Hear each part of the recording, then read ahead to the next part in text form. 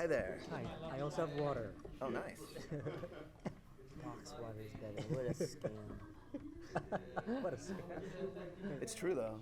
Well, not necessarily. That's still just leaking into the water. It's just like some plastic coated paper. Yeah, but at least like on the inside though, it's just paper. And it No, doesn't there's have a plastic aluminum coating. in there. Oh, there is? Yeah, Throughout the whole box? yeah. I thought it was just the aluminum No, seal. dude. Are you sure? I didn't think that there was aluminum in this. Yeah, there's aluminum in It says there. here our boxes, but at least it's recyclable. And So is aluminum can, but it's leaking into your water, giving you Alzheimer's. Along with the plastic. This is a scam, dude. Maybe it's less aluminum and less I plastic. thought it was only. I thought the aluminum was only. Yeah, everything is just paper. The aluminum is only for the seal. I think everything else is just like We'll, it's just we'll have carton. to like dissect it. Yeah, we'll have to go open we'll this have to thing go later. deeper. To go deeper still. How's it going, guys? I love the improv. Thanks. As What- I'm drinking out of a plastic bottle of green juice. It sucks. so I'm going to hell. what was the inspiration for having this special episode for the Turtles? What made you feel like, okay, we need to get back to the classic look for Well, we really wanted to do it for the fans because, and kind of for us as well because, we grew up as huge Ninja Turtle fans. Yeah. Love the comic book, love the cartoon, and we wanted to just bring in that dimension of Turtles into our world and vice versa. We wanted our Turtles to go into the 2D universe, and we just thought it'd be a fun exercise. Like when I first pitched it, I think Cyril was a little taken aback. I don't think he was like, this is gonna we can't do that, we can't produce it, but somehow, we figured out how to do it, how to make it work, and it was one of the most fun episodes that I had writing. I'm not sure if we had the most fun producing it because it was so difficult. Oh, really? I mean, it was just hard with 2D animation Oh, and, okay. and the Mirage comics. And oh, okay. Yeah. All right. Great. Oh, and I grew up on the Turtles, so it was a big deal for me to hear that they were doing it. It's pretty cool. Yes. He had a lot of fun working with old school Michelangelo, with the Yeah. 80s Michelangelo. How was that? I was giving him tips on how to do it. He finally got it down after all these years. Yeah. Okay. Let her catch her breath. Hello, I'm Greg Cipes, voice of Michelangelo on TMNT. And I'm Brandon Auman, executive producer of Teenage Mutant Ninja Turtles. I think I overheard you saying that you're a huge fan of TMNT, and I'm pretty sure you are too. What is it about the zany cartoon that draws you in? I know why I do, but what draws you guys in? Well, as a little boy, it was my favorite cartoon growing up. And I guess what attracted me to it as a little boy was just seeing a Ninja Turtle, first off. And also, martial arts is a very attractive thing. And ultimately, the fact that the Turtles were also like dudes, skateboarder, surfer, fun-loving dudes. That was what was up, and it kind of made me who I am today. On many levels, got me into meditation and martial arts and surfing and skateboarding and Pizza? pizza. I mean, come on, I'm a pizza addict. I can't just have one, so I don't have any these days. Veggie pizza. Yeah, vegan raw pizza. It's different than what Michelangelo eats. Yeah. I got into it like early on from the Mirage comic books. Like that was even before when I was a little kid. Like I remember I had some of the earliest TMNT comics, and I was just obsessed. I was like a turtle who fights. He's like a ninja. It didn't make any sense to me, but I thought it was I thought it was amazing. Like how is it's a brilliant concept. Like when you think about it, it's so perfectly 80s. Like it has such a great 80s concept because you've got just all these weird sort of elements that are sort of mashed together, and then you've got like the gross out factor, and you get the fact that they're skateboarding and just all these weird. It's like a celebration of everything 80s come together as this perfect Teenage Mutant Ninja Turtles. It's so crazy, but I was super into it. I remember I liked the cartoon early on. And then I got into the games and the NES game, which is why we put in one of the episodes we had the pink seaweed from the old NES game. It's like you had 2 minutes and 20 seconds to like get through that level, and so we actually put in that reference in an episode where they go underwater and they have to manipulate around the seaweed, the electric seaweed. But we just try and incorporate as many cool elements from all the different versions. The Mirage comics, the Archie comics, the 80s show, and try and make it into like the ultimate version of TMNT. Now, and I grew up with the cartoon, but for the newer generation, what do you bring so that the new generation can still get it, but yet it still holds the same essence of TMNT? Okay. Should I answer that one? Yeah, go ahead. Well, we just try and bring into, like I was saying, like all those great elements that we love, that the fans love, and combine them into something that's just cool, fresh, new, unique, and still harkens back to the originals. Like that's we try and bring in a little bit of something for everyone. What has been like the coolest fan response that you've received in the show? The coolest fan response? Yeah. You get all kinds of fans. The coolest fan response. Oh my gosh. I mean, we're just luckily bombarded with all kinds of fanfare and fan, response. The coolest, I don't know. I mean, it's just people are just in love with the Teenage Mutant Ninja Turtles on every level. I think. Have you taken something from the fans and brought it into the show? Like, they tell you like, oh, you have to put this in, or like, I like how you do this, Well, we're so far ahead of the game, like we're so far ahead of like what's airing that like, because we're already working on something that's going to air like a year from now, so it's kind of hard to incorporate what fans want, but we have our ear to the ground and we know, like, and usually it lines up anyway. Like for instance, like fans were begging to bring Mona Lisa into the series, and eventually we did. Okay. And Zelda Williams, who plays Mona Lisa, she's going to be on the panel today. She's going to be our special guest.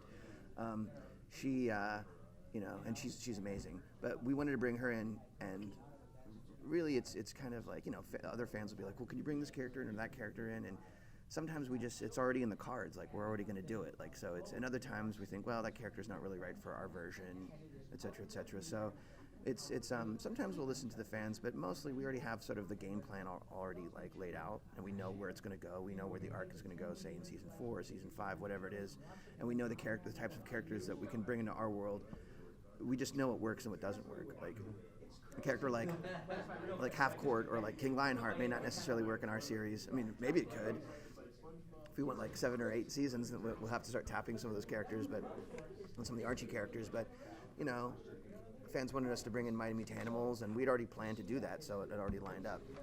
How was the situation like in the booth when you're recording your voices? Because Rob and Kevin told me that like it's really fun. Everybody's just trying to push each other to be better. And how is that atmosphere like? It's very fun. It's a very collaborative process between the executive producers, the director Andre Romano, and everybody. The cast. Everybody's just having a good time playing around, loving being there, and having the best job in the whole world. And impacting the world with positive entertainment like our show. Yeah. It's a blast. For you, for being Michelangelo, it's such a really fun character. It's a huge fan favorite, of course. What was your process into becoming Michelangelo? Well, again, I grew up on the cartoon, so it was definitely within me, and I did not rewatch the show when I was first called in to audition for Michelangelo. I'm friends with Ciro Nieli and Brandon, the two executive producers of the show already, and they're like, oh, you should definitely read for Mikey. You're Mikey. Just bring you to it. And they kind of, gave me that opportunity, and I did. Just natural. I just kind of, it's just a version of myself that, gets to live in that world, and it becomes a real world. It's very interesting as a voice actor. The world that you're reading about becomes you're acting from becomes real for you, and your like pineal gland and your third eye. So there's actually this turtle world that I get to experience, which ultimately was seeded when I was 8 years old. So it's like it's there, like it's a world that I know. And to get into it, he paints his entire naked body green. Yeah. And he just wears a belt, and that's it, and nothing else. Sometimes not even a belt. Yeah. I mean, turtles don't wear belts. Yeah. Well, You guys kind of wear belts and straps, but I know, but real turtles. but real turtles don't. No, I go deeper than just, I go Yeah. to the origin story when we were in the, before the ooze. Yeah. So what kind of things can fans, other than what you just mentioned about bringing in some old stuff, what are like some new things that you can tease about for the upcoming stuff? For the upcoming episodes, well, today we're going to unveil some new characters. We're going to get to see a new character called, well, it's not new, it's a reinvention of a classic character, and that's Toka. And we're also going to get to see some new characters and some new things that we haven't seen before, but I like mining like the classic characters and reinventing them. Like for me, that's the most fun aspect. Is like I can take these, like try and figure out how to make those classic '80s characters, if it's either Mirage, or if it's the '80s cartoon, or if it's even the 2003 series. How can we like work certain elements and certain characters into our world and reinvent them and make them cool? That's really fun. Yeah, or even the fact that the Ninja Turtles love music. So we're starting to write some music and hopefully have that integrated. Yeah, a musical episode. The TMNT All Stars Jam. Oh, that sounds great. Actually, I don't know if we're supposed to talk about it, but I'll just say it. But today there's like a special party called TurtleCon later, and a song that I wrote. The costume turtles are actually performing it tonight, which is cool. Yep. Yeah. Yep. Yeah. It's not like a rap song, is it? It's kind of rap song. Oh, Yeah. But Mikey's into hip hop. He's into like, so we got to. Well, do that. it's more like rap rock. It's kind of like Kid Rock as Mikey, right? A little bit. Yeah, definitely. So hopefully we'll see you guys there. Hopefully it's not right now. Right. And then, is there any place that you would love to take the turtle that hasn't been explored yet at all? A place that we'd like to take the turtles. Like story-wise, or place-wise, or just like something that you would love to do with turtles that like hasn't been done, or like Well, kind of weird. we are doing some things for fifth season that I think will excite everyone. Like we're gonna do some really interesting. Like we're gonna take the turtles to some interesting periods in time. We're going to go to other dimensions in season 5. We're going to see all kinds of stuff, but I can't really spoil any of that stuff yet because we're still in the middle. We're not even like in the middle of season 4. Like we've only aired like what 10 episodes, so something like that. So I don't want to give away too much, but we're definitely going to go to some interesting places. Will there be any interesting references that people should look out for? Oh, Like definitely. time travel? Oh, absolutely. Like, yeah. And dimension skipping. Like, there's some characters that they've been begging, that the fans have been begging for, that we've been trying to work in, because it kind of fit with our agenda, and it worked. So you'll get to see some characters that are beloved TMNT, even crossover characters that you guys will like a lot. I don't know. Let's see. How has the support been from Nickelodeon for you've been very successful? Do you think you'll go on for a bit more? It's hard to say. I mean, we definitely have season 5, and it depends on fan reaction and fan support, and obviously the numbers are important. The ratings are important, and especially the fans buying the toys is very important. So keep buying those toys if you want to see more TMNT. And comment on things. I heard the more fans comment on posts of all kinds, it makes a difference. Yeah, it's true. Bad or good, so Yeah. express yourself. Yeah. What would be what you would love to tell fans the most right now?